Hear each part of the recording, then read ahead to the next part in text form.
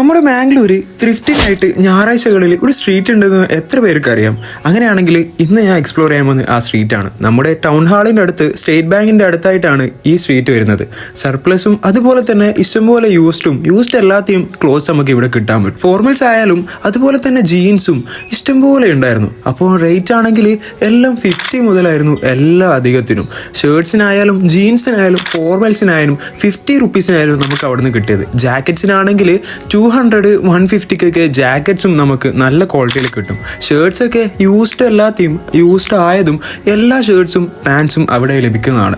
അപ്പോൾ നമ്മൾ നോക്കുമ്പോൾ നല്ല നല്ല ജീൻസും ചെറിയ ഡാമേജസ് ഉള്ളതും ഇല്ലാത്തതുമായ ഒരുപാട് ജീൻസ് കളക്ഷൻസും എല്ലായിടത്തും ഉണ്ടായിരുന്നു.